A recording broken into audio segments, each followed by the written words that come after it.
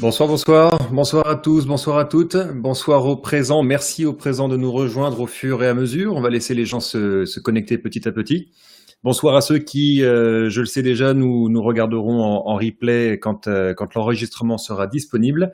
Ravi de vous retrouver ce soir pour un atelier spécifique à ce que j'appelle ma stratégie AFP, à savoir la stratégie qui me permet en fait d'analyser les finances personnelles de mes clients, de mes contacts. Je vais la naviguer aujourd'hui avec vous en détail, avec des cas concrets, avec en fait une concentration de toutes les questions que je retrouve au fil des semaines, voire même au fil des derniers mois ou années. Donc, je vous propose ensemble ce soir, tout simplement au fil de la discussion, si effectivement vous avez des questions en particulier qui méritent d'être posées dans l'instant, je vais essayer de maintenir ouvert la petite fenêtre qui me permet avec le chat de voir vos questions. Excusez-moi si jamais je devais passer à côté de certaines de vos questions, je les retrouverai de toute façon en fin de présentation quand je réduirai mon écran et que je reverrai effectivement le fil du chat réapparaître. Très bien. Alors, pour démarrer ce soir, déjà très simplement, merci à ceux que je connais, je vois les noms qui apparaissent dans la liste. Coucou à ceux qui se reconnaîtront. Et écoutez, on démarre pour ce soir. Bienvenue pour les nouveaux.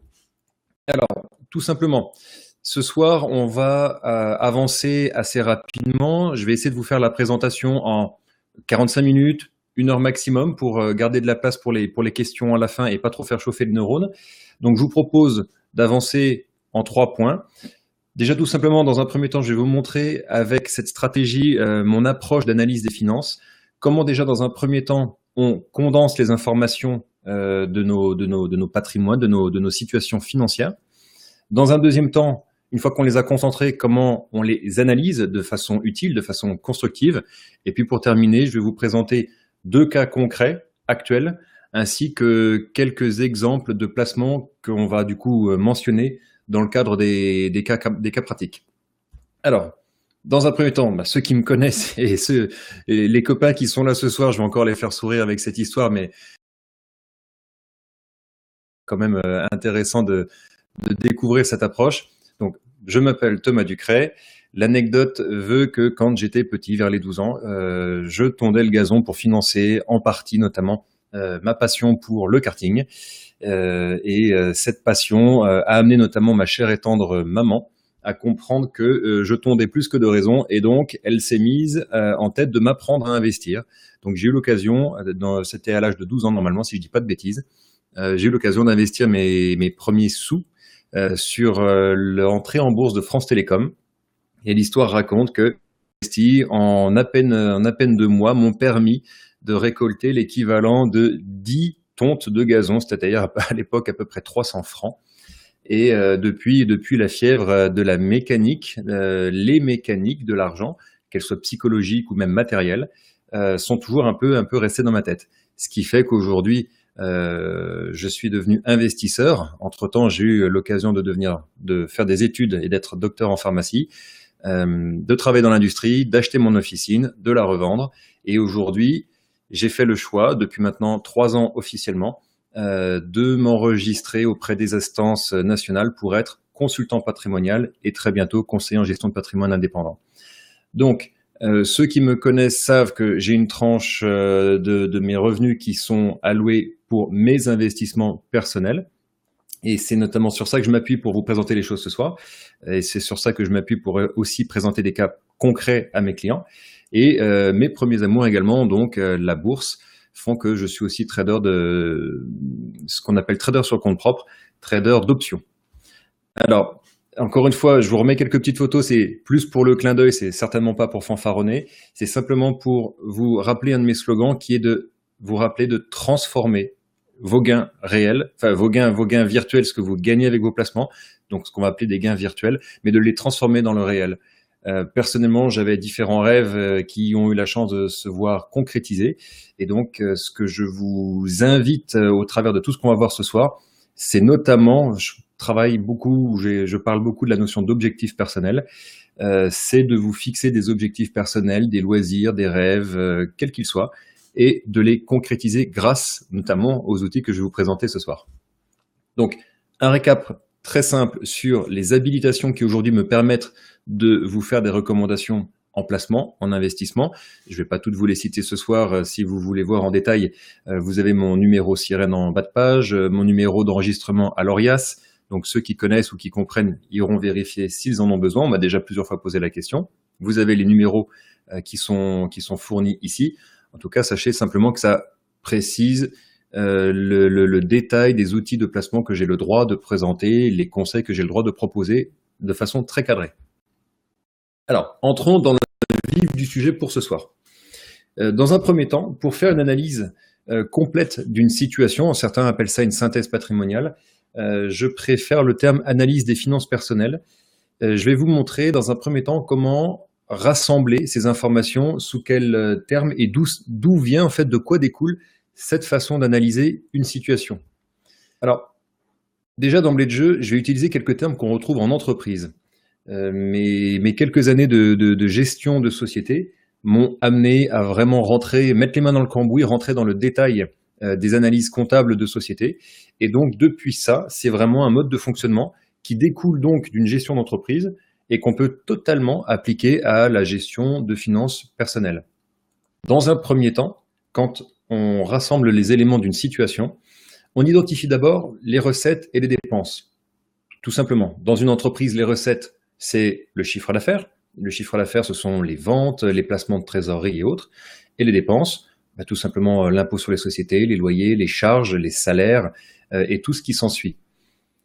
Simplement, avoir les informations recettes et dépenses vous permettent, dans le cadre d'une entreprise, de rédiger ce qu'on appelle un compte de résultat. Alors, je vulgarise, ceux qui sont, il y en a un ou deux ce soir, je le sais, ceux qui sont gérants de société, je vulgarise forcément à l'extrême, mais c'est ce qui permet d'avoir une vision avec du recul, une vision méta de l'ensemble. Donc le compte de résultat, dans une société, on fait recettes moins dépenses et on a le résultat d'une entreprise. On ne va pas détailler encore résultat net, bénéfices et autres. Dans le cadre d'une situation pour un particulier, on va donc identifier vos recettes, vos dépenses. Vos recettes pour une personne physique, qu'est-ce que ça doit être? Les salaires, les pensions, les retraites, les dividendes, les placements, et j'en passe, les loyers d'immobilier. Et vos dépenses, bon, elles sont, on peut les regrouper, elles sont en général autour de thèmes assez simples, la fiscalité, vos impôts, tout ce qui concerne la maison, le logement, vos transports et votre rythme de vie personnel. C'est le chiffre, moi c'est le premier chiffre clé que j'extrais d'une situation, c'est ce que j'appelle le cash flow net mensuel. Alors cash flow, c'est parce que c'est un terme que j'aime beaucoup, qui représente bien le terme de flux de cash. Net, parce qu'on fait ce qui rentre moins ce qui sort, donc c'est le résultat net. Et mensuel, parce que toutes mes analyses sont toujours ramenées au mois. Alors vous allez me dire, c'est pas toujours évident. Pour autant, on arrive dans les grandes lignes à quand même tailler les grandes directives. Alors, ce cash flow net, déjà dans un tout premier temps, il ne peut pas faire d'autre chose que d'avoir trois possibilités. Il peut être positif, auquel cas c'est parfait puisque vous dépensez moins que ce que vous gagnez, donc il vous en reste à la fin du mois. S'il est nul, eh bien, tout simplement, s'il est nul, vous allez stagner, et s'il devient négatif, c'est là que vous allez commencer à avoir des petits soucis. Quoique, apparemment, en France, il existe des solutions qui vous permettent quand même, grâce à la solidarité, d'être maintenu, mais sachez qu'au départ, ce n'est pas la situation idéale sur laquelle je souhaite vous amener. Dans un deuxième temps, on va donc établir ce qu'on appelle un bilan. Un bilan, qu'est-ce que c'est? Dans une société, un bilan, on entend souvent ce mot, c'est simplement le fait de rassembler dans un même tableau les actifs d'une société et ses passifs. Que sont les actifs d'une société? Les actifs sont les biens qui sont utilisés, consommés. On va retrouver notamment le fonds de commerce, tout le matériel informatique, les stocks et j'en passe. Et le passif, pour encore une fois vulgariser, on va retrouver les capitaux propres des propriétaires, des investisseurs et tout ce qui va être les dettes de l'entreprise. Donc, retenez tout simplement, actif, quelque chose qui va vous permettre de générer de la valeur. Passif, c'est ce qui va vous permettre de financer cette acquisition de valeur. Dans une entreprise, on appelle ça un bilan comptable. Pour l'anecdote, dans une entreprise, ce bilan comptable est dit équilibré, c'est-à-dire que l'actif égale toujours le passif. On a toujours le même chiffre en bas dans les deux colonnes. Pour une entreprise, dans un cas de personnes physiques, on va simplement adapter un petit peu le terme. Retenez simplement qu'un bilan comptable n'est autre qu'un état patrimonial fixé à un instant T pour une entreprise, et on va l'appliquer pour les finances personnelles.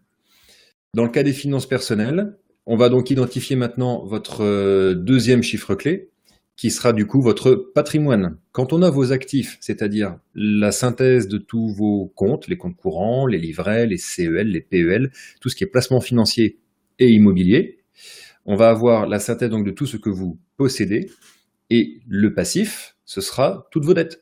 Typiquement les crédits à la consommation, les crédits immobiliers et autres dettes. Il y a différents types de dettes qu'on peut imaginer, des dettes familiales ou diverses dettes. Simplifions là pour l'instant. Donc, votre patrimoine net, c'est comme le cash flow. Le patrimoine net, c'est ce que vous avez, vos actifs, moins ce que vous devez, vos dettes. Ça vous donne un patrimoine net. Ce chiffre peut, encore une fois, ne prendre que 3 positions. Il peut être positif, ce qui est parfait, puisque ça veut donc dire que vous avez de quoi voir venir. Si votre patrimoine est nul, alors à ce moment-là, il faut le créer. Alors, il peut être nul de différentes façons. Vous pouvez déjà avoir des dettes. Alors, on va rentrer un peu plus dans le détail ensuite. Et in fine, votre patrimoine net peut se retrouver négatif. Et c'est là que je précise, c'est là que j'interviens quand je dis qu'il faut intervenir intelligemment. Votre patrimoine peut être négatif et ça peut être une très bonne chose dans différents cas de figure. On l'évoquera également par la suite. Donc, on a 2 chiffres, le cash flow, le patrimoine. On a vu comment étaient construits ces deux calculs, puisqu'en fait, c'est le résultat d'une soustraction dans les 2 cas. Maintenant, bon, comment analyser et pourquoi faire?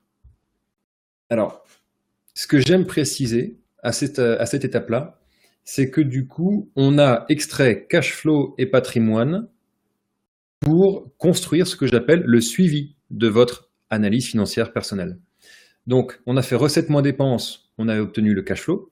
On a fait actifs moins dettes, on a obtenu le patrimoine. On va donc s'appuyer sur ces 2 chiffres pour se donner des directions. Dans ma façon d'analyser la situation, on part du cash flow. Tout part de là. Je vous fais 3 cas de figure, somme toute très très simples, et vous allez vous retrouver de près ou de loin dans une de ces 3 situations, avec différentes raisons de vous retrouver dans ces situations. Mais en gros, on peut avoir 3 cas de figure. Si le cash flow est positif, c'est que les recettes sont donc supérieures aux dépenses. La question alors dans ce cas-là, c'est que faites-vous de cet excédent? Est-ce que vous le placez? Est-ce que vous le dépensez en dépenses personnelles, de dépenses de plaisir? Ou est-ce que vous l'allouez à du remboursement de dette, ce qui peut être un choix également, pour vous désendetter? Si vos recettes sont équivalentes à vos dépenses, c'est là que je dis qu'il faut faire attention parce que c'est un équilibre fragile, notamment pour une raison extrêmement simple, c'est l'augmentation continue du coût de la vie, ne serait-ce que par le biais de l'inflation. Donc quand une personne vient à moi avec un cash flow, on va dire, totalement équilibré, il y a des premières réflexions à porter sur la structure même de vos recettes ou la structure même de vos dépenses. Et puis, bon, le cas de figure est un petit peu plus désagréable, c'est le cas où vos recettes sont inférieures à vos dépenses, vous dépensez davantage que ce que vous gagnez. Vous êtes donc dans le cas où vous vivez typiquement au-dessus de vos moyens, et il y a plein de raisons de se retrouver dans cette situation-là. Ça peut être une situation catastrophique pour quelqu'un qui n'a pas de patrimoine du tout, quelqu'un qui a du patrimoine typiquement, qui voit son salaire diminuer, notamment par exemple dans le cas d'un départ à la retraite. On peut imaginer quelqu'un qui a construit un patrimoine pendant des années, et au moment du départ à la retraite, s'il n'a pas organisé les choses, il y a donc une perte de revenus. On a un revenu qui est inférieur au rythme de vie, au rythme de dépenses, mais c'est pas grave puisque le patrimoine avait été constitué, donc on va, pour le coup, comme on dit, taper dans le cash, taper dans le patrimoine. Je fais aussi le cas des crédits conso très agressifs où peut-être certains d'entre vous ici, très certainement, je sais que 2 d'entre vous ici voient de quoi je parle, on peut se retrouver pris dans la spirale de ces crédits dont les taux commencent à devenir complètement abusifs. C'est une situation dans laquelle aujourd'hui on se retrouve beaucoup moins, puisque il y a maintenant des garde-fous. Ce sont des situations qui ont été beaucoup améliorées par rapport à ce qu'on a connu il y a 15 ou 20 ans. Le deuxième chiffre, donc le patrimoine, c'est ce que je vais appeler votre tranquillité. Cas de figure de départ extrêmement simple. Si vous avez davantage d'actifs que de dettes, alors tout l'enjeu va être de rentabiliser votre patrimoine, parce que qui dit rentabiliser le patrimoine dit générer de nouveaux revenus. Donc chercher des placements qui vont vous permettre d'augmenter votre cash flow précisément. Si vos actifs sont équivalents à vos dettes, alors vous êtes à l'équilibre. Alors la question c'est, est-ce que c'est un équilibre fragile parce que peut-être vous n'avez que très peu d'actifs et en face peu ou pas de dettes, donc vous avez un patrimoine qui est proche de zéro, un patrimoine net qui est proche de zéro, parce que vous n'avez en fait rien au départ dans votre patrimoine. C'est une situation qu'il faut travailler. La bonne nouvelle, c'est que si votre cash flow est positif, vous êtes sur la bonne voie. Maintenant, dernier cas de figure, le troisième cas de figure, si vos actifs sont inférieurs à vos dettes, il n'y a pas de solution. Vous devez travailler, vous devez faire rentrer des sous pour rembourser, tout simplement. Dans mes clients, j'observe ça typiquement chez de jeunes propriétaires qui ont acheté leur maison à crédit avec des travaux qu'ils ont financés à 110%, c'est-à-dire typiquement ils se sont endettés sans apport et ils ont pu du coup obtenir un crédit qui couvre tous les frais afférents à leur acquisition, auquel cas leur patrimoine du coup est diminué du montant des frais qu'ils ont fait financer. Bon, la bonne nouvelle, c'est qu'avec les remboursements des échéances, mathématiquement, vous allez redevenir à l'équilibre et vous êtes sur la très bonne voie. Après, il y a le cas des personnes qui font, encore une fois, les achats à crédit, où vous allez des fois retrouver chez certaines personnes des amendes importantes, typiquement des personnes qui sont sorties de leur société avec perte et fracas, et d'autres cas de figure que je vous laisse imaginer. Donc, quand je fais la synthèse de tous ces mots et que je les replace dans la mécanique que j'enseigne, que j'auto-pratique en ce qui me concerne, je suis mon premier client, voici comment je vous propose d'observer la mécanique de ces deux tableaux que sont votre compte de résultat et votre bilan. Ce que je vous dis là, ça marche pour une entreprise, ça marche pour des comptes particuliers, et si les entreprises et les particuliers géraient davantage, ou en tout cas avaient la possibilité d'avoir une compréhension avec plus de recul de la simplicité des chiffres et de cette représentation, je vous garantis que beaucoup de personnes trouveraient que c'est éminemment facile en fait de gérer soit une entreprise, soit des finances personnelles. Alors, premier axe, vous avez un cash flow positif. On va faire un cas simple, parfait, idyllique, simplement pour vous montrer la mécanique. Vos recettes sont supérieures à vos dépenses, votre cash flow est positif, c'est-à-dire que dans vos dépenses, on va identifier toutes vos dépenses jusqu'à prendre en considération vos dépenses de confort personnel tous les mois, les sorties, les achats, les vêtements, ce que vous voulez. Mais malgré tout ça, on a bien tout pris en considération, il en reste encore. Votre cash flow est positif. Ces sous atterrissent donc tout simplement dans vos actifs, typiquement sur vos comptes, vos livrets. L'enjeu, ce sera du coup d'aller chercher plutôt des placements qui vous permettront d'augmenter vos recettes. Alors, c'est pas avec un compte courant qu'on augmente les recettes parce qu'ils ne sont pas rémunérés. Je vais même mettre les livrets et autres dans la même louche, puisque à 0,75 aujourd'hui, c'est pas vraiment ça qui sera générateur de recettes pour vous. Mais l'idée, c'est justement d'investir ce cash flow de façon récurrente, puisque c'est un cash flow mensuel, sur des actifs, des biens, des supports d'investissement qui vont être générateurs de revenus passifs. Qui dit nouveaux revenus passifs grâce à ces nouveaux actifs, dit, si vous ne touchez pas à vos dépenses, toutes choses étant égales, augmentation du cash flow. Qui dit augmentation du cash flow, dit augmentation de ce que vous êtes capable de mettre dans vos actifs, qui sont capables de générer de nouveaux revenus passifs, et la boucle est bouclée. C'est la roue de la fortune. La vraie, pas celle du jeu télévisé. Bon, maintenant c'est bien beau, c'est le cas théorique. On n'augmente pas indéfiniment comme ça, en claquant des doigts, les recettes, et je pense qu'autour de vous, vous ne connaissez pas, ou vraiment très exceptionnellement, et il faut me les présenter, des personnes qui ont des revenus passifs stratosphériques et qui vivent en mangeant des pâtes à la fin du mois. Donc, un des enjeux sera notamment d'utiliser une partie de ce cash flow vers du remboursement de dette pour vous désendetter si justement vous êtes dans le cas d'un endettement. Et puis pour augmenter vos dépenses, tout simplement, parce que c'est bien beau d'augmenter vos recettes, mais si je n'augmente pas mon train de vie, quel est l'intérêt? Quel est l'intérêt d'être le plus riche du cimetière? Ma philosophie, c'est qu'il n'y a aucun intérêt d'être le plus riche du cimetière. Après, peut-être, si vous êtes là ce soir avec moi, c'est que vous partagez aussi ça. Donc, voyez la mécanique que je vous propose de mettre en place dans vos finances personnelles. C'est simplement de comprendre qu'il existe une rotation simple de vos capitaux. Le vrai cash flow, le terme cash flow, je trouve, prend tout son sens avec les flèches que je vous ai dessinées, sans pour autant oublier d'avoir un train de vie confortable, de gâter ses proches, vous-même, et de se désendetter, parce que c'est toujours bon d'avoir plutôt peu de dettes que trop.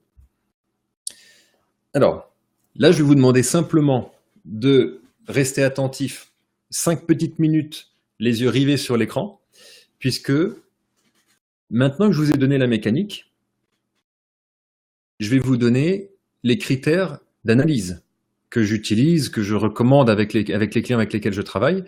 Les paramètres que je vais vous donner sont tout à fait adaptables et variables selon les cas de figure de chacun, selon qu'on est un travailleur indépendant, un travailleur salarié, quelqu'un à la retraite, un fonctionnaire. Voilà, tous les cas de figure, les pourcentages s'adaptent. Pour autant, je vais vous livrer là ma trame, on va dire universelle, celle sur laquelle je m'appuie à chaque fois, et elle s'appuie sur 3 trios de questions, et chacun de ces trios fait partie d'un, je cherche mon mot, mais ce que je vais essayer de transmettre comme idée, c'est de vous dire qu'en fait, d'un point de vue financier, on n'a toujours en fait que 3 approches sur nos patrimoines et ce que nous attendons de notre patrimoine. La première chose qu'on va attendre de notre patrimoine, c'est un élément de sécurité. C'est-à-dire qu'on va aller chercher de l'argent pour ne pas se retrouver dans une situation compliquée. Donc, quand je commence à travailler avec qui que ce soit, les 3 premières questions que je pose sont les questions relatives aux objectifs de sécurité. Donc, premier élément, c'est ce qu'on va appeler le pourcentage d'épargne. C'est la proportion de cash flow, donc l'argent qu'il vous reste, par rapport à vos recettes initiales. L'idée est d'aller chercher un pourcentage d'épargne supérieur à 25%. C'est-à-dire que si vous gagnez 1000, vous êtes en mesure de garder 250 à la fin du mois. Pourquoi ce chiffre? Tout simplement parce que l'INSEE a encore donné ce résultat pour 2016 et la moyenne française, la moyenne d'épargne qu'arrivent à constituer les Français mensuellement ou annuellement, peu importe, c'est un ratio, est dans les 13 à 14%. Donc, si le Français moyen, vous le considérez comme un grand investisseur, je vous invite à faire au moins déjà 2 fois mieux, tout simplement pour 2 fois plus de résultats dans votre patrimoine personnel. Deuxième point, la notion d'épargne de précaution, le fameux coussin, la réserve. Ce montant, plutôt que de le sortir d'un chapeau, je le calcule en mettant ce que j'appelle une épargne de précaution, en identifiant dans vos actifs un compte, des comptes, qu'on va appeler compte de précaution. Et on va voir combien de mois de dépenses on arrive à couvrir avec ça. L'idée pour moi est d'arriver au minimum à 4 mois de dépenses. Certaines personnes vont vous dire, il faut toujours avoir 1 mois de salaire devant vous, 2 mois de salaire, X mois de... peu importe. Tout le monde y va de son chiffre. Moi, ma proposition, c'est maintenant qu'on a réussi à identifier vos dépenses mensuelles, vos vraies dépenses mensuelles, ramenées au mois, on va identifier dans vos comptes des comptes de précaution. Alors typiquement, un livret, une assurance vie, en tout cas quelque chose d'assez liquide, d'assez disponible pour que vous puissiez, en cas de besoin, directement taper dedans. Pourquoi 4 mois de dépenses? Tout simplement parce qu'en France aujourd'hui, quand vous quittez un emploi, quelles que soient les conditions de sa sortie, bonnes ou mauvaises, surtout si vous êtes salarié, vous risquez de vous retrouver assez rapidement au Pôle emploi. Et selon la façon dont vous avez perdu le précédent job, vous pouvez, sous 1 mois, 2 mois, 3 mois, voire plus, être bénéficiaire des allocations. Le fait est que toutes les allocations ne tombent pas le premier mois. En général, il faut au moins 1 ou 2 mois pour que ça s'active. J'ai encore discuté avec une personne hier qui voit ses allocations chômage apparaître au bout de 8 mois après son licenciement. Donc, pour moi, si on arrive déjà à avoir 4 mois de dépenses devant soi, ça couvre majoritairement tous les cas de figure. On va dire majoritairement. Encore une fois, un indépendant, j'inviterais plutôt un indépendant à avoir 6 mois de dépenses devant lui. On peut avoir des périodes très très creuses. Dans une entreprise, selon la structure de votre chiffre d'affaires, de vos revenus, il vaut peut-être mieux avoir des fois 6 mois, 1 an de trésorerie devant soi. Typiquement, tout ce qui est travail du sol, les agriculteurs, les vignerons, ils ont en général 1 an, 2 ans, 3 ans de trésorerie devant eux. Je vous parle pas de ceux qui galèrent, mais ceux en tout cas qui travaillent, qui ont du volume d'affaires. Ils ont assez facilement entre 1 et 3 ans de trésorerie d'avance pour si jamais l'année est vraiment mauvaise. Donc, dans nos épargnes personnelles, je pars sur la base de 4 mois de dépenses.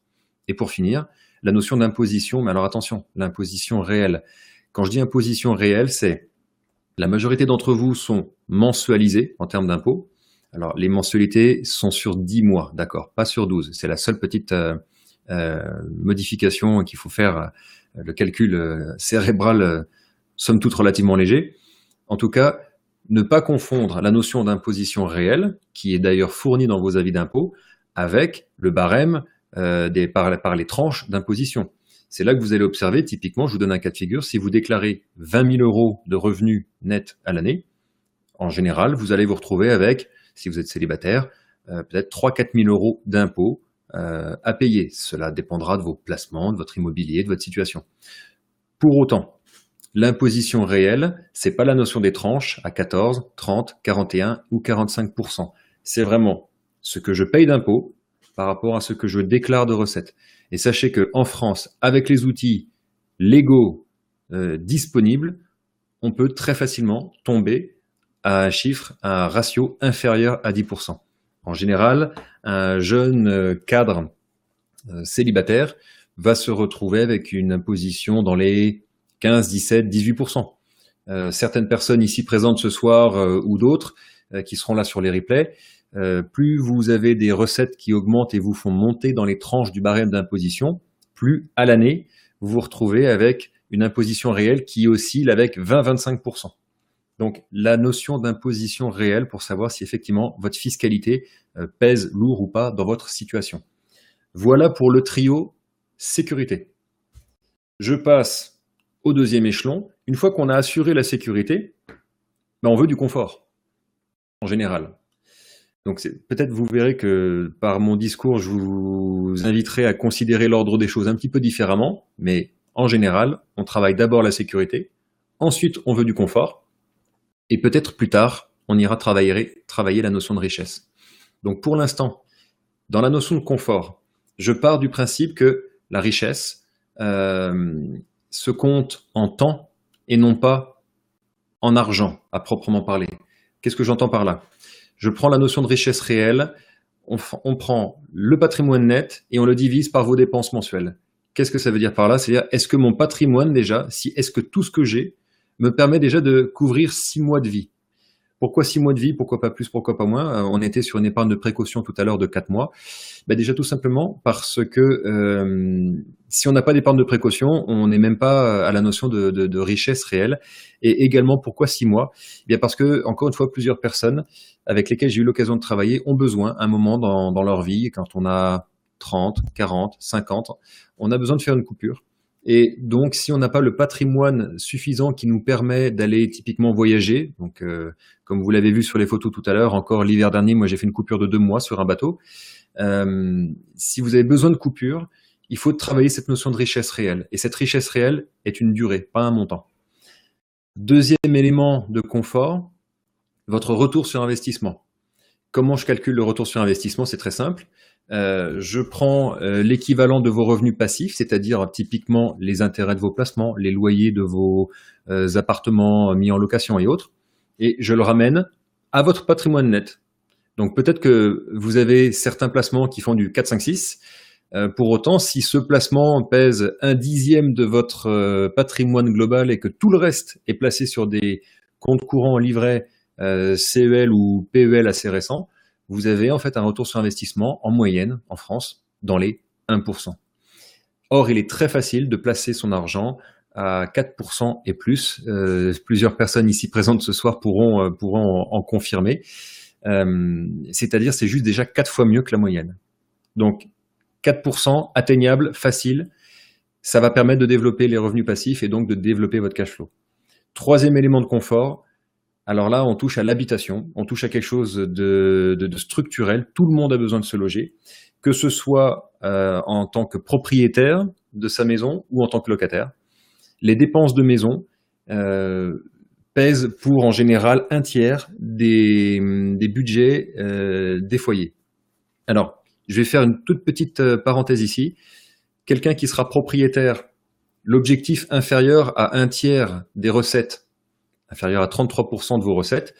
Si avec la maison, on est en dessous des 33%, parfait, pas de souci. Par contre, si quelqu'un est locataire et qu'il est à 33%, ça m'est déjà arrivé de lui interdire d'acquérir sa maison pour une raison très très simple. Quand vous êtes propriétaire de votre maison, il va se passer deux choses. Petit 1, vous allez vous enflammer au niveau de la banque et faire un crédit beaucoup trop cher. Et petit 2, quand vous serez propriétaire, vous allez avoir de nouvelles charges, typiquement des frais de copropriété quand il y en a, des taxes foncières, et puis typiquement des petits travaux que vous allez vouloir mener. Et donc votre maison va vous coûter plus cher que ce que vous pensiez. Donc quelqu'un qui est locataire, l'objectif des 33%, on doit être d'ailleurs bien en dessous. Quelqu'un qui est propriétaire et dont on fait la synthèse en eau, gaz, électricité, internet, téléphone, foncier, copropriété et autres, si on atterrit encore en dessous des 33%, alors là, parfait.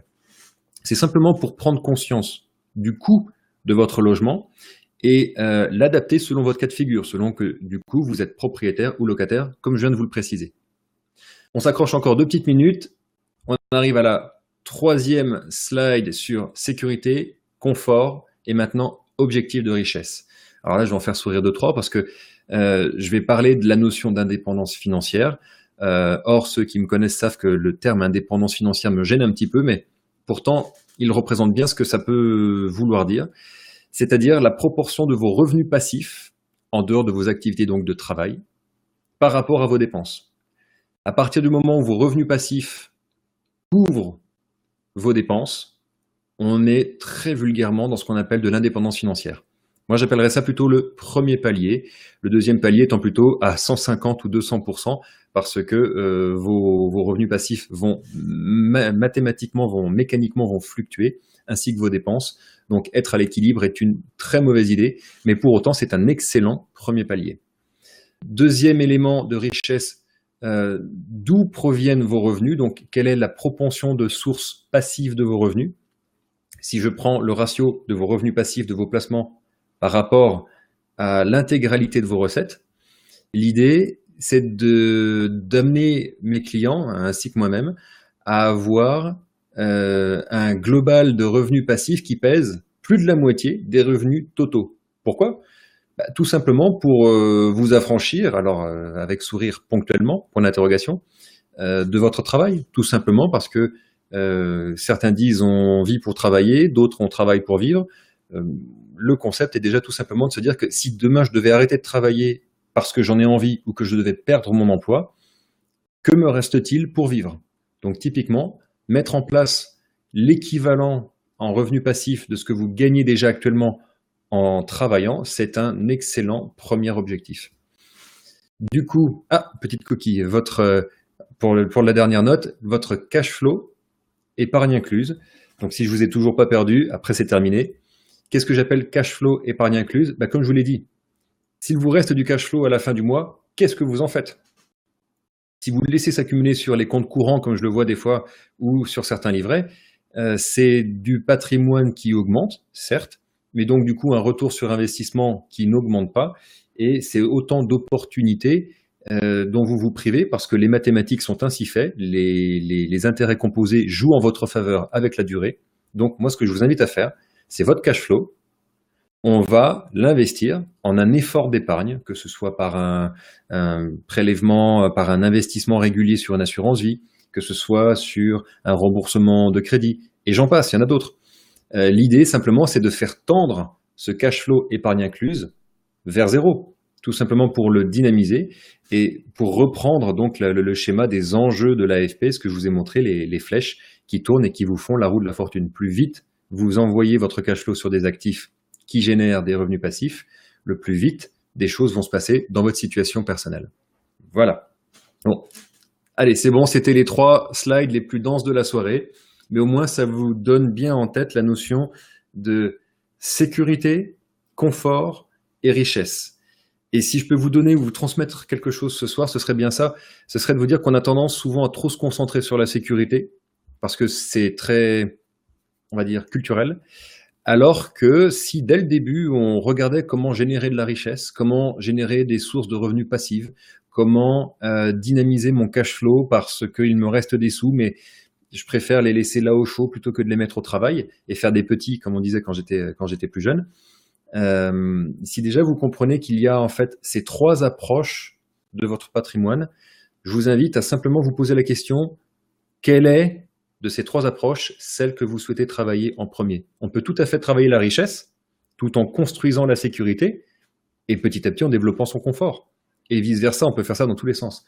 En tout cas, ayez cette réflexion en tête.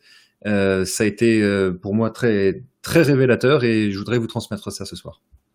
Alors, maintenant qu'on a vu les 3 grandes directions que peut prendre votre patrimoine, la sécurité, le confort, la richesse, je vous ai fait là la synthèse des 3 trios de questions, reclassés par objectif initial, et avec le détail des chiffres que je recommande à chacun de mes clients.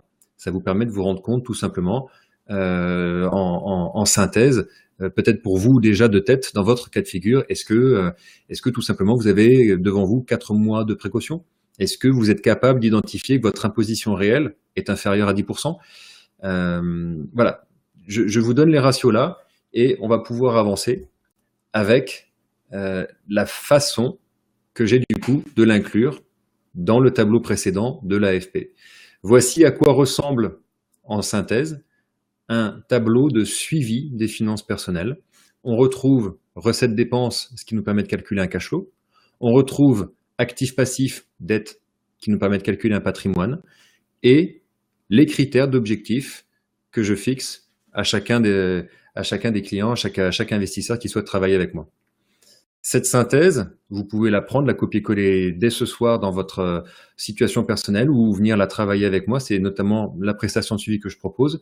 Mais au moins déjà en demeure, si vous pouvez garder ces notions-là ce soir, vous avez un excellent point de départ pour la gestion de vos finances personnelles ou pour les gérants d'entreprise de vos sociétés. Je vais donc vous présenter pour le moment 2 cas pratiques concrets, complètement concrets et complètement actuels. Le cas numéro 1, c'est une jeune ingénieure parisienne qui, donc pour synthétiser, je ne vais pas vous donner la structure de ces recettes, mais en tout cas, salaire et autres, on est dans les 2400 €. On a établi le profil large de ses dépenses, 1659. On a donc un cash flow mensuel de 742 €. Cette personne avait de l'épargne personnelle jusqu'ici, sur des comptes, des livrets, des LDD, des plans d'épargne en entreprise, pour un montant de 36 498 € et aucune dette, aucun emprunt, aucune dette familiale. Elle était vierge sur ce pan-là. Si je vais maintenant dans le détail de sa situation financière, vous voyez qu'en pourcentage d'épargne, elle était extrêmement bien située, puisque 742 € sur 2400, on est sur un ratio de 31%. C'est une personne qui arrivait à garder beaucoup d'argent à la fin du mois, en proportion, si on le compare avec la moyenne française, qui était dans les 13-14%.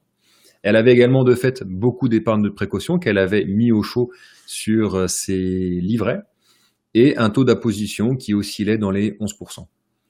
Sa richesse réelle lui permettait de couvrir 21 mois de ses dépenses.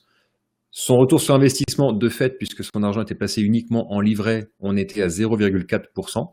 Et par contre, son logement, étant parisienne, lui coûtait horriblement cher, puisque ça pesait pour 43% de son revenu. Elle n'avait donc aucune indépendance financière qui commençait à germer. Il y avait 0,7% de ses dépenses qui étaient couvertes par ses revenus passifs. Les quelques revenus passifs qui découlaient tout simplement d'une assurance vie en fonds euros et de ses livrets. Et cash flow épargne incluse néant, parce qu'en fait, c'était une personne qui n'épargnait pas du tout. Elle ne faisait aucun versement particulier sur aucun placement. Donc, elle n'utilisait absolument pas son épargne restante. Ça, on était en février 2015 et c'était le début du suivi qu'on a mis en place ensemble dans le cadre de la prestation de suivi. Si je fais les chiffres à aujourd'hui, puisqu'on a eu l'occasion de se reparler fin octobre, que s'est-il passé? Qu'est-ce qui a changé? On a les recettes qui ont augmenté, ainsi que les dépenses. Le cash flow apparemment a un petit peu baissé. Je vais vous remontrer après les chiffres pour vous les mettre côte à côte, mais retenez en synthèse. Vous voyez là par contre que sur le côté des actifs, on est passé de 30 et quelques mille euros à 196 000 euros, avec une dette en face de 155 000. Typiquement, c'est quelqu'un qui est venu faire de l'immobilier avec moi. Qu'est-ce qui s'est passé sur sa situation? Vous voyez que son épargne de précaution a beaucoup baissé. Son pourcentage d'épargne à la fin de mois a beaucoup baissé. On a utilisé son cash flow. Son épargne de précaution a été réévaluée. On l'a redispatché. Son imposition a chuté. Et bon, je vous laisse regarder le détail des chiffres ici. Je vais vous le synthétiser sur la diapositive suivante pour que vous puissiez faire le vrai comparatif. En demeure, c'était pour vous montrer le détail des revenus, recettes dépenses et du patrimoine actif-passif. Si je mets côte à côte les deux situations avant-après, on voit que le cash flow qui est passé de 742 à 352 euros par mois, le cash flow net a baissé. Son capital, par contre, son patrimoine a augmenté, passant de 36 498 à 41 000. Comment on a fait ça? Qu'est-ce qui s'est passé? Quels ont été les impacts des placements et du travail qu'on a mené pendant un petit peu plus de 2 ans? Déjà, dans un premier temps, on a réorganisé son épargne existante. Comment? Alors, je pense notamment à l'épargne de précaution, à la notion de retour sur investissement. On a redynamisé certaines choses. On est allé justement chercher des supports d'investissement plus rentables. Je vais en détailler certains en fin de conférence. Son logement, on a travaillé son logement. Elle a notamment déménagé et avec son conjoint, je leur ai proposé une organisation, ce qui fait qu'elle a pu baisser le coût de son habitation en dessous du seuil des 30%. Pour une Parisienne, c'est pas mal du tout. Son indépendance financière, vous le voyez, a fait un bond. Bah oui, typiquement, ce sont les loyers maintenant qu'elle perçoit. Et donc, ramener à l'intégralité des recettes qu'elle perçoit aujourd'hui, 18% de ces recettes sont issues de revenus passifs. Donc, on est sur la voie du travail. Et son cash flow épargne incluse, vous voyez qu'elle a 300 euros de cash flow mensuel. Eh bien, elle verse également 300 euros par mois sur un contrat d'assurance vie, somme toute très dynamique. Certains d'entre vous ici présents ce soir le connaissent. Quel est le distinguo qu'on peut faire entre le avant et le après? Je vous ai mis des petites étoiles vertes, rouges, qui du coup correspondent aux ratios que je vous ai présentés, s'ils sont respectés ou non respectés. Vous voyez que en février 2015, elle avait 3 étoiles vertes. En 2017, elle a 3 étoiles rouges. C'est-à-dire qu'elle a maintenant respecté 6 des 9 ratios, alors qu'avant, elle n'en respectait que 3. Et donc, elle est sur une pente plutôt ascendante et très sympathique, puisque notamment son investissement immobilier défiscalisant, entre guillemets Pinel pour ne pas le citer, lui génère une rentabilité brute, attention, dans les 5,5%, et elle amortit au passage, chaque mois, 400 euros de capital. Sa mensualité est un peu supérieure, mais elle amortit 400 euros de capital pour ceux qui comprennent la mécanique intérêt et capital dans la mensualité d'un crédit. Ça veut donc dire que son patrimoine va augmenter mois après mois de 400 euros parce qu'elle les amortit, elle rembourse ses mensualités. Ses placements sont plus rentables, donc du coup, on a réussi à compenser sur le fait d'avoir rogné son épargne mensuelle, son cash flow mensuel. Donc, in fine, c'est une personne qui est sur la route de l'indépendance financière. Elle a fait un bond en une seule opération immobilière, ainsi que d'autres plus petites opérations financières à côté, puisque l'opération immobilière pèse quand même pour 150 000 euros dans le patrimoine. Et voilà, en synthèse, simplement, en un an, on va dire 1 an et demi, comment cette personne a vraiment métamorphosé sa situation. Je dis 1 an et demi parce que c'est vraiment en 1 an et demi qu'elle a acté les choses. Il a fallu travailler en amont déjà pendant 6 mois sur la réorganisation des comptes. Je vous présente un deuxième cas. Un deuxième cas qui peut faire sourire parce que justement, je prends des chiffres qui sont, pour certains d'entre vous, réalistes ou d'autres irréalistes, peu importe. En tout cas, je vous présente un cas de figure qui va en tout cas vous présenter quelqu'un qui partait d'un cash flow négatif. Vous le voyez, 3 719 de recettes pour 4 392 de dépenses. Oui, un cash flow négatif, cette personne remettait au pot chaque fin de mois. Comment? Tout simplement parce qu'il avait un patrimoine net de 262 335 € à l'époque, à coût de 673 € par mois. Il avait de quoi venir.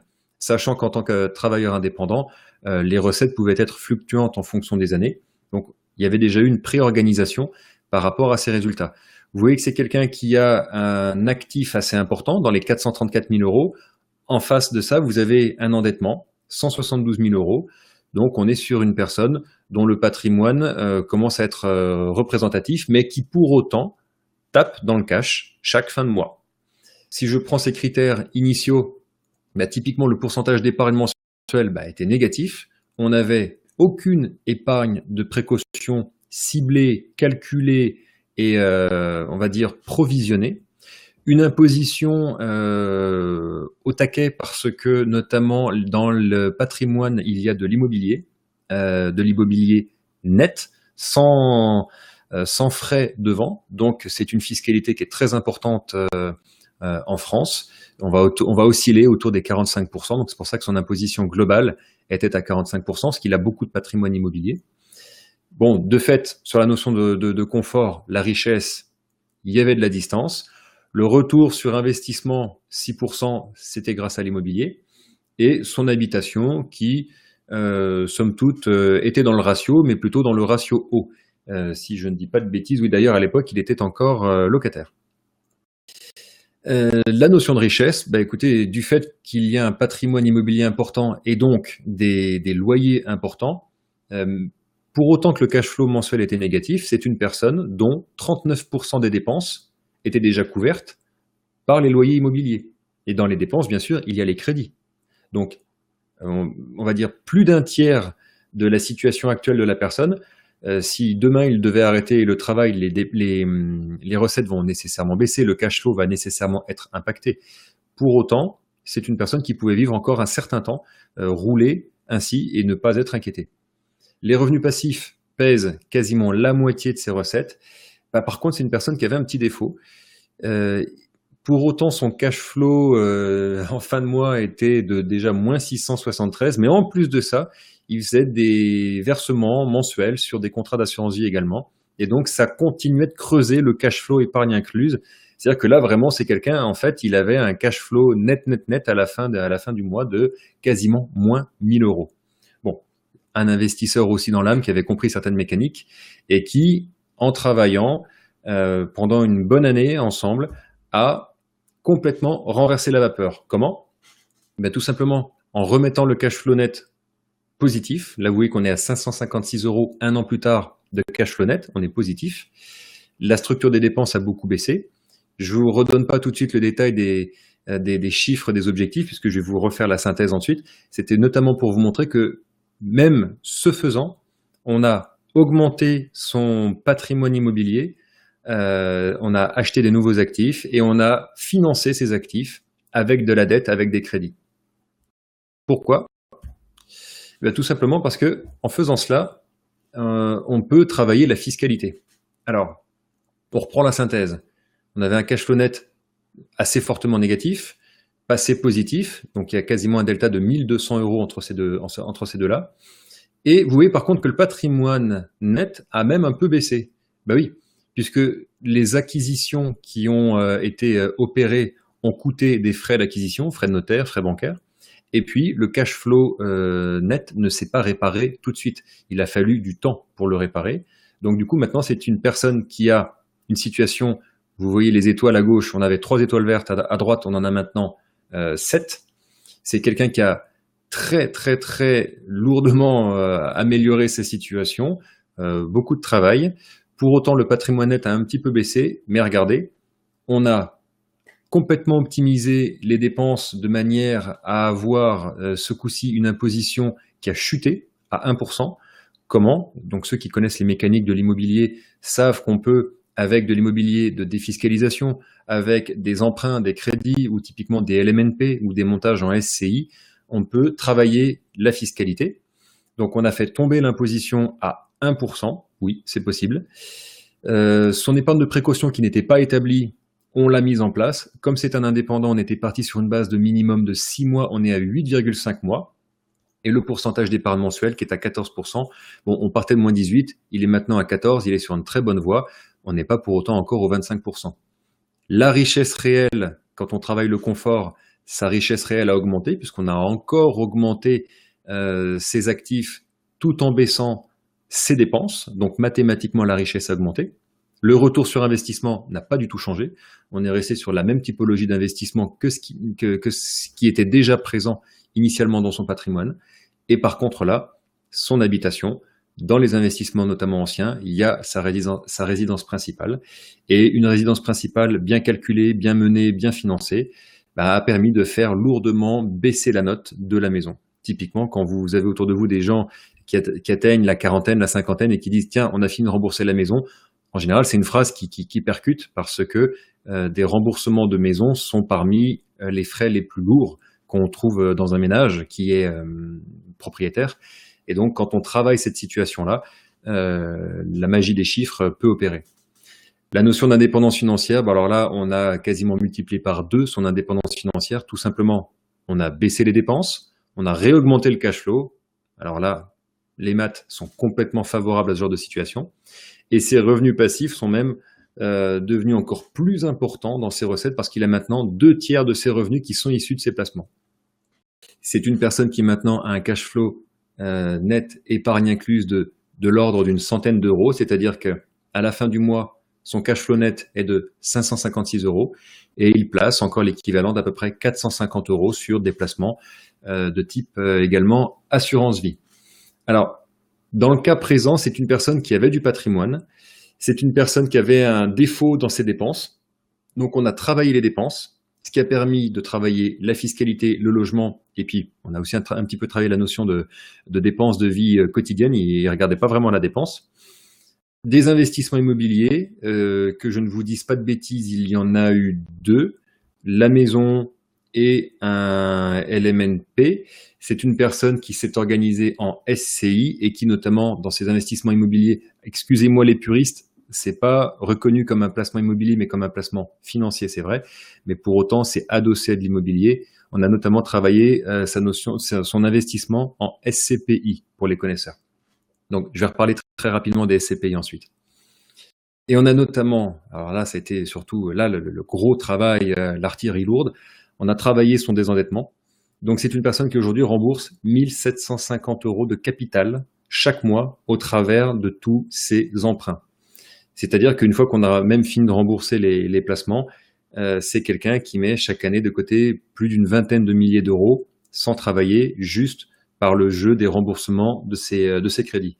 Donc on peut partir d'une situation de cash flow négatif et avoir ce genre de retournement de situation. Bon, les cas concrets, si on voulait aller plus loin, il faudrait que j'aille sur le cas de chacun pour vraiment apporter davantage d'informations. Donc, ce que je vous propose, c'est d'évoquer plutôt ça à la fin si vous avez des questions. Là, ce que je voudrais vous présenter, c'est notamment quels sont les exemples de placements qui ont été utilisés pour ces personnes afin d'améliorer leur situation. Je vous le redis, je vous le rappelle, dans un premier temps, il a fallu rassembler les informations, ensuite analyser la situation avec les ratios que je vous ai montrés. Quasiment pour chaque personne, il y a dans un premier temps un travail sur la situation initiale, typiquement le travail sur les dépenses. On peut même pour certaines personnes améliorer les recettes quand les personnes ont cette possibilité au niveau de leur job en travaillant plus de gagner plus, ce qui n'est pas forcément le cas de tout le monde. Et puis, in fine, on utilise le cash flow, en tout cas on utilise le patrimoine sur des supports d'investissement efficace et rentable qui permet de tout décupler. Alors, j'espère que vous voyez bien parce que la ligne est un peu petite. La ligne bleue est un petit peu faible. Un des premiers placements, je ne vais pas revenir dessus en détail, mais que je recommande à chacun aujourd'hui, c'est l'assurance vie. L'assurance vie, pour ceux qui ne me connaissent pas, c'est un placement contre lequel j'étais épidermique jusqu'à il y a encore quelques années avant d'avoir l'occasion de rentrer vraiment dans le détail, de mettre les mains dans le cambouis et de voir comment ça fonctionne, de voir ce qu'on peut faire. Donc, je vous invite pour ça à revoir l'atelier découverte que j'avais dédié à l'assurance vie il y a maintenant 2 ou 3 mois, dans lequel je vous redonne toutes les explications, ce qu'on fait dedans, comment ça fonctionne, la fiscalité, la transmission, tous les détails. Il y aura d'ailleurs très certainement un nouvel atelier assurance vie dans les prochains mois avec les modifications de fiscalité qui sont en train d'arriver. Mais pour autant, sans vous réexpliquer tout ça, puisque vous avez un atelier qui est dédié à ça, pareil, d'une petite heure, regardez les performances sur 12 mois, 36 mois et 60 mois, donc 1 an, 3 ans, 5 ans. Rien que sur l'année écoulée, on est sur des performances de l'ordre d'une dizaine de pourcents. Plus ou moins, ça va fluctuer, mais là, il y a une petite accélération ces derniers temps. On peut faire ce genre de performance avec une assurance vie. Comment? Regardez l'atelier découverte et prenez contact avec moi si vous voulez avoir davantage d'informations. En tout cas, un outil d'investissement qui aujourd'hui doit faire partie de vos patrimoines. Je souris, ça se voit pas à l'écran, mais des assurances vie, pas les assurances vie bancaires à 1,5 ou 2%. Ce genre d'assurance vie, celle que je vous affiche à l'écran. Petit 2, les SCPI. Alors pour la partie SCPI, moi c'est mes petits chouchous, j'en ai eu ou j'en ai revendu depuis maintenant peut-être une dizaine d'années. C'est un outil d'investissement qui a vraiment jalonné plusieurs étapes de ma vie. Et aujourd'hui, il se trouve qu'on vit une situation très, très intéressante vis-à-vis des SCPI. Pour recomprendre ce que sont les SCPI, encore une fois, je vous invite à revoir l'atelier découverte qui est dédié aux SCPI, tout leur fonctionnement en détail, leurs implications. Pourquoi ce soir je vous en touche un mot? C'est parce que simplement le timing est excellent aujourd'hui pour les SCPI. Pour ça, je vous invite à regarder le graphique qui est en bas, évolution de la prime SCPI depuis, on va dire, une dizaine d'années. Les barres bleues verticales vous présentent l'évolution de la rentabilité des SCPI depuis une dizaine d'années. SCPI, pour faire simple, c'est des grands pools immobiliers qui sont mis en location, typiquement de l'immobilier professionnel. Et depuis une dizaine d'années, les loyers, vous le voyez, on était un petit peu au-dessus de 6%. Les loyers se sont un petit peu érodés, mais il faut comparer ce qui est comparable. Le Tech 10, ce n'est autre que une abréviation un petit peu vulgaire pour parler de l'obligation à 10 ans, c'est le taux de l'échéance constante à 10 ans. Bon, pour les puristes, qu'est-ce que ça veut dire? En gros, c'est l'évolution de votre livret A. L'évolution du livret A, il y a 10 ans, le livret A, on était dans les 3-4%. Aujourd'hui, on est plutôt dans les 0,75%. Donc ça, c'est ce qu'on appellera un actif sans risque. Aucun risque. Les SCPI, pour autant qu'à mes yeux ne soient pas des placements risqués, ce ne sont pas des placements qu'on appellera à capital garanti. Un livret A, le capital est garanti. Donc, on va aller chercher une prime de risque en investissant sur les SCPI. Pour autant, aujourd'hui, je trouve que c'est une alternative très puissante. C'est un actif très peu risqué et qui permet d'aller retrouver les 4% qu'on a connus, les 4-5% qu'on a connus il y a une dizaine d'années. Aujourd'hui, vous voyez sur l'écran de droite, sur le tableau de droite, la moyenne nationale des SCPI estimée pour 2017 est de l'ordre de 4,3%. Quand on compare ça au livret A, c'est juste 5 fois mieux. Donc, le tableau en dessous, vous voyez des lignes bleues à 4,70, 4,30, 4,85. Ça, ce sont les différentes SCPI que je propose, qui ont été identifiées. Donc, je vous ai simplement effacé les noms. Il y a d'ailleurs dans le lot, dans le tas, une SCPI dijonnaise maintenant, pour faire cocorico, étant de la zone de Dijon. Donc, tout ça pour vous dire que avec des SCPI qui ont des rentabilités au-delà de 4,3%, un livret A qui est inférieur à 1%, vous voyez le graphique de la prime de risque qui n'a jamais été aussi en forme, il n'a jamais été aussi judicieux d'aller chercher un petit surplus de risque. Quand je dis un petit surplus de risque, je pèse mes mots. Pour moi, les SCPI ne sont pas un placement qu'on pourrait qualifier de risqué, même si c'est pas un placement sans risque, comme le dit l'autorité de marché financier. Mais du coup, l'écart entre le placement sans risque et les SCPI n'a jamais été aussi important. Donc, des SCPI, ça s'achète notamment avec un crédit. Les crédits aujourd'hui sur 15-20 ans, allez, je vais simple, vont osciller autour de 1,5-2%. Vous empruntez à 2%, vous placez à 4,5-5%. Voilà, la mécanique est bonne et vous avez un timing qui est excellent puisque les actifs sans risque aujourd'hui ne rapportent plus rien du tout. Donc, dans vos patrimoines, ventilez en utilisant, entre autres, assurance vie, SCPI et d'autres. Là, je vais faire sourire 2-3 personnes ici présentes ce soir.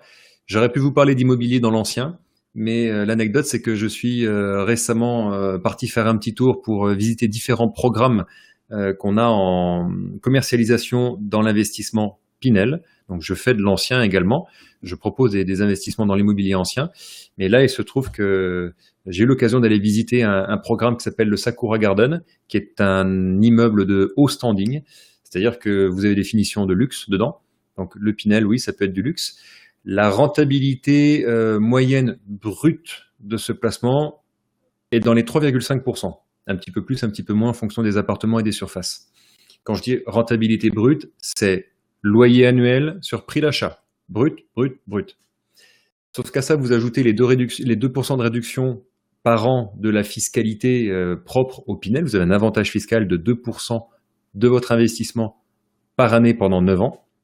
Donc 3,5 plus 2, ça fait donc 5,5% de rentabilité brute. Si vous les financez encore une fois à 2% avec un crédit, les mathématiques sont bons, les maths sont respectées, le calcul est bon.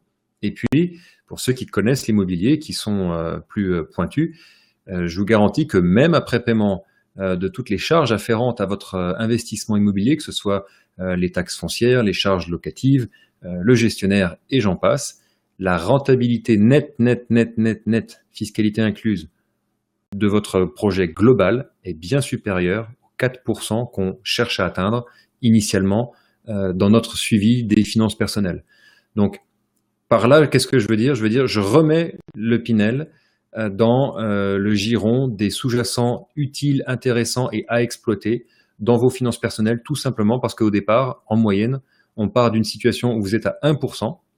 Et quand j'entends des personnes me dire que bon, le Pinel, c'est pas très sexy, non, c'est pas le placement immobilier le plus rentable, ça se saurait. Pour autant, il est très rentable par rapport à ce que chacun, nous, avec les outils qu'on a au départ, on est capable de faire. En moyenne, les Français investissent à 1%. Là, on propose d'aller déjà à 4 et 5, voire plus. C'est juste 4 à 5 fois mieux. Donc, à considérer dans vos patrimoines globaux. Alors, de toute façon, je vous parle d'assurance vie, de SCPI, d'investissement immobilier, Pinel, donc du neuf ou dans l'ancien, peu importe. À l'arrivée, de toute façon, on aura beau parler d'investissement et de placement, c'est la fiscalité qui sera le décideur final. Il y a sur chaque atelier découverte dédié un chapitre fiscalité propre à chaque support d'investissement. Pourquoi je vous fais une slide de récap fiscalité? C'est simplement parce que déjà, la fiscalité est propre à chaque support d'investissement. Que vous soyez dans l'immobilier, dans le placement financier et autres, chaque support d'investissement voit une fiscalité qui lui est appliquée. Petit 2, en plus de ça, la fiscalité évolue. Vous avez dû entendre parler de flat tax, donc qui va arriver au 1er janvier 2018, qui va aller de pair avec une augmentation de la CSG. Alors, je dis peut-être des gros mots pour certains. En tout cas, tout ça pour dire que non seulement chaque support d'investissement a un profil de fiscalité qui lui est propre, mais en plus cette fiscalité, elle évolue et elle influence donc très lourdement, selon le cas de figure, la rentabilité finale de chacun de vos placements. Je fais le parallèle tout de suite avec cette dernière phrase, avec le fait que la fiscalité est également propre à chaque investisseur. C'est primordial de prendre ça en considération. On l'oublie trop souvent. Sur Internet, vous trouvez beaucoup d'informations, sauf que les personnes, en général, il y a peut-être un formateur sur 10 sur le net qui est capable de vous expliquer comment fonctionne l'imposition de vos salaires, de vos placements, de votre immobilier et autres, j'en passe. Donc, ça fait partie notamment de mon job. Si vous comprenez que votre fiscalité n'est pas celle de votre voisin, il y a un barème, vous avez un profil qui n'est pas celui de votre voisin. Quand vous comprenez ça, vous comprenez pourquoi un placement peut être tout à fait rentable pour une personne A et complètement perdant pour une personne B. Typiquement, l'immobilier dans l'ancien. Donc, Ne pas écouter sans cesse les sirènes de chacun. On entend trop de choses. Oui, mais un tel a fait ci, ça a marché. Oui, mais un tel a telle situation qui lui permet de faire que ce placement deviendra rentable peut-être pour lui. Donc, retenez qu'aujourd'hui, on a les outils. Vous avez à disposition tous les outils imaginables pour optimiser légalement votre fiscalité. Et donc, je vous invite à comprendre, si vous le souhaitez avec moi, comment fonctionne la fiscalité d'un placement, comment fonctionne votre fiscalité, et quand on match les deux, eh bien du coup, on retrouve comme on l'a fait avec le travailleur, le cas du travailleur indépendant, on passe d'une fiscalité de 45% à 1%. C'est tout à fait légal, tout à fait possible, et pour cela, il faut utiliser simplement une compréhension des mécaniques fiscales françaises. Voilà. Alors, j'ai fait le tour. Normalement, on est dans les temps. Je regarde la montre. On est pile poil à 1h, 1h05. Donc, pour terminer sur ce soir, et maintenant, une ouverture. Quels sont vos projets? Est-ce que vous savez dynamiser votre épargne? C'est en général un des premiers enjeux. Est-ce que vous avez envie de prendre davantage d'informations, d'échanger ici ce soir? Si vous voulez échanger en direct, c'est l'occasion de poser vos questions, de me les écrire. J'ai pas ouvert le chat, mais je vais pouvoir le réouvrir. C'est l'occasion de le faire parce que si vous avez des questions ici, ça peut tout à fait intéresser d'autres personnes qui vous regardent là en direct, qui pourraient interagir, ou les personnes qui sont sur les replays ensuite sur YouTube. Si vous êtes trop timide pour poser votre question en direct, alors je vous invite à me laisser un message sur le site internet investisseurtortue.com dans la section Me contacter. Et puis pour celles et ceux qui veulent aller un petit peu plus loin, un peu plus vite, je vous mettrai à disposition dans le mail qui vous enverra le replay, un formulaire que j'appelle Premier pas confidentiel, dans lequel vous me donnez nom, prénom, éléments de contact, ainsi que vos questions et certains éléments de votre situation, et je ne manquerai pas de vous rappeler pour qu'on puisse en discuter de vive voix ensemble. Voilà. Allez, c'est à vous. On ouvre les questions-réponses. Je pense qu'on a eu 1 heure relativement dense. Je me rends compte que le débit de la voix a été somme toute assez soutenu. Donc j'espère que j'ai en tout cas déjà dans un premier temps répondu à une majorité des questions parmi celles que je retrouve le plus souvent. Certains d'entre vous m'avaient posé des questions tout à fait récemment. J'ai pris le temps discrètement d'y répondre dans le déroulé de la soirée des slides de ce soir. Si quelqu'un veut utiliser son clavier, c'est maintenant, qu'il parle maintenant, ou se taise peut-être à jamais, non peut-être pas, on va pas aller jusque-là. En tout cas, allez-y, je vous laisse le micro. Je sais que vous êtes en général très timide, alors essayez de vaincre cette timidité. Et puis si ce n'est pas le cas, venez m'écrire à côté. Je sais que vous avez tous, en général, pas mal de questions suite à ce genre de conférence. Bon, vous êtes en train de vous ruer sur vos claviers. Les têtes doivent être bien remplies. Qu'est-ce que je peux dire pour faire un peu une synthèse de ce qu'on a vu ce soir? Il y avait notamment ce soir plusieurs de mes clients, plusieurs de mes contacts qui ne savent pas encore s'ils souhaitent devenir clients. Je remercie mes clients de leur confiance déjà d'être présents ce soir, de leur soutien et de continuer de se former avec moi et d'avancer. J'invite les prospects à poser des questions, en tout cas à avoir des retours de personnes qui me font déjà confiance. Et j'espère que ce soir vous repartirez avec certains éléments comme notamment le fait de faire votre synthèse financière sous forme de compte de résultats et de bilan pour déjà avoir une vision assez, on va dire, méta, avec du recul de votre situation, voir la mécanique des flèches que je vous ai montrées avec le cash flow qui vient dans les actifs, qui permet de générer des revenus. Ça, c'est une mécanique qui est, on va dire, évidente, mais qui dans les faits n'est en général, moi en tout cas je l'observe 3 fois sur 4, elle n'est pas appliquée. Petit 2, la notion de patrimoine et donc les 3 grands axes de développement d'un patrimoine. On développe son patrimoine pour assurer sa sécurité ou pour développer son confort ou même carrément pour justement mettre en place une richesse personnelle. Et par richesse, on entend le fait d'avoir du temps devant soi, tout le temps qu'on peut imaginer, tout le temps possible et imaginable. Donc ça, c'est le deuxième concept que je souhaiterais vous transmettre ce soir. Posez-vous la question, est-ce que au quotidien, vous êtes plus axé sécurité confort ou richesse. Et je sais que ce soir déjà, il y a ces 3 typologies de personnes. Et puis, pour finir, quand vous êtes capable de plaquer les chiffres avec les ratios que je vous ai donnés, essayez d'observer dans votre situation en comparant avec les exemples de placement que je vous ai présentés.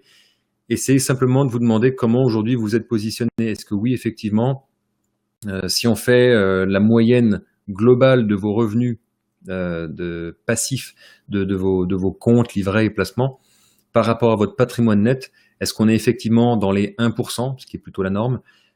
Certains d'entre vous, ce soir, je crois que vous êtes 1 ou 2 à avoir de l'immobilier par rapport à ceux que je connais. Il est très facile de travailler à 4, 5, 6%. Donc, posez-vous la question de comment sont diversifiés pour l'instant vos actifs.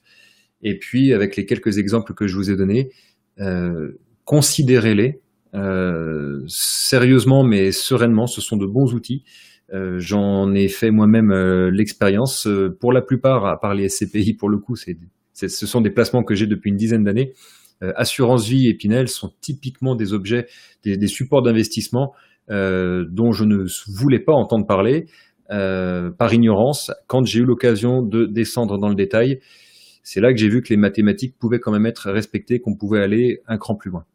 Donc, voilà pour moi pour ce soir. Je vois que vous n'avez pas de questions, donc c'est que vous allez inonder ma boîte mail demain de toutes vos questions.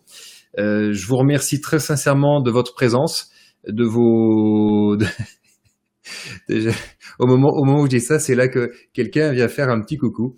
Alors, je vais relire la question à voix haute. En tout cas, je vous remercie vraiment de votre participation, de vos questions. C'est ce qui me fait aller de l'avant et c'est ce qui fait qu'aujourd'hui, ça fait maintenant 3 ans que la reconversion professionnelle continue de surfer et qu'elle prend tout son sens.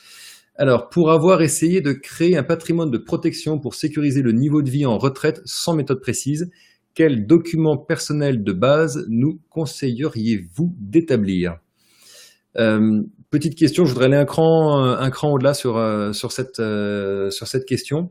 Ce serait de savoir, est-ce que vous avez une question par rapport à la retraite, les synthèses retraite, ou le document de synthèse AFP que je viens de présenter? Moi, je dirais, quelqu'un qui veut construire sa retraite, je reprendrai ma méthodologie de travail quand je prends quelqu'un en suivi. Quelle est-elle? En fait, pour faire le suivi d'une personne, dans un premier temps, je fais la synthèse AFP que je viens de vous présenter. Une fois que j'ai cette synthèse sous format Excel, ceux qui l'ont déjà fait avec moi ici présents voient de quoi je veux parler. On s'appuie sur ces chiffres-là pour, en fait, copier-coller cette synthèse et on va maintenant travailler les chiffres. Comment on va les travailler? Simplement en se disant, si effectivement l'idée est de sécuriser un niveau de vie en retraite, déjà, quelle va être ma retraite? Donc, je peux me projeter, j'appelle ça la phase de projection, je peux me projeter en phase de retraite. Pour ça, il faut que je connaisse le montant de ma retraite. Encore faut-il avoir eu la réponse. Typiquement, inforetraite.fr et puis vos bilans de carrière au niveau de la Sécu peuvent vous permettre d'avoir cette information. Donc, il faut projeter les chiffres dans X années, ou mois, ça dépend de comment vous vous situez par rapport à cette notion de retraite, si c'est la notion de retraite que vous voulez travailler. Moi, typiquement, je travaille toujours avec une projection à 6 mois. J'ai toujours une projection à 6 mois devant moi. C'est-à-dire que je prends mes chiffres à aujourd'hui, je copie-colle cette page, et selon ce que je souhaite atteindre, ou en tout cas selon les ratios que je vous ai présentés, que je veux voir maintenant apparaître dans le vert, j'ai mes angles prioritaires de travail. Je vais prendre un cas, par exemple, je vais parler de mon cas personnel. Comme je suis très fortement investisseur, à chaque fois je remets beaucoup au pot pour développer mon patrimoine. Je sais qu'aujourd'hui j'ai un pourcentage d'épargne net en fin de mois qui est inférieur aux 25% que je me suis fixé. Donc dans un premier temps, ça va être la notion de travailler mes revenus ou peut-être encore de baisser mes dépenses pour avoir ce nouveau critère qui passerait lui également dans le vert. C'est pour ça que je vous donne 9 critères par ordre confort, sécurité, confort, richesse. Ces 9 points vous donnent justement les axes prioritaires que vous souhaitez travailler selon que vous souhaitez travailler sécurité, confort ou richesse. Donc j'espère que ça répond en partie à la question. Moi, dans ma méthode de travail, je fais dans un premier temps synthèse, ensuite projection en copiant-collant la synthèse et en travaillant les objectifs de tel ou tel client. Et puis, après réflexion, je reviens vers la personne avec une proposition de recommandation. Et là, du coup, c'est là que j'utilise les outils de placement, notamment des outils de placement parmi ceux que je vous ai présentés tout à l'heure. J'espère que ça répond à la question. Ça permet de se faire une idée sur le fait de se dire effectivement, voilà, j'ai telle situation, mais par quel bout commencer, quel axe prioritaire travailler. Petit 1, faire la synthèse. Petit 2, choisir parmi les 3 axes de développement de votre patrimoine les éléments, en détaillé parmi les 9 points, les éléments que vous souhaitez vraiment développer. Typiquement, la sécurité, tout le monde souhaite travailler la sécurité. Soit je la mets en place dès le début, soit je la construis en 6 mois, 1 an, parce que tout le monde n'a pas ce que j'appelle la puissance de feu pour rétablir ces critères. Mais en général, toutes les personnes avec lesquelles je travaille, je les exhorte à mettre les 3 critères de sécurité dans le vert le plus rapidement possible. Voilà. Voilà ce que je peux proposer pour cette question. Quelqu'un d'autre veut proposer une remarque? S'il n'y a pas d'autres remarques pour ce soir, écoutez, je vous réitère mes remerciements. Je vous invite à ceux qui sont présents pour revoir certains éléments à regarder sur le replay. Ceux qui ont regardé le replay jusqu'ici, écoutez, merci à vous également de participer, en tout cas d'être curieux de ma démarche. Et je vous dis à tous à très bientôt au travers des communications sur l'investisseur tortue ou de nos échanges en direct pour ceux qui sont clients et qui se reconnaissent. Je vous remercie pour votre participation. À très bientôt pour la suite et très bonne fin de soirée. Au revoir.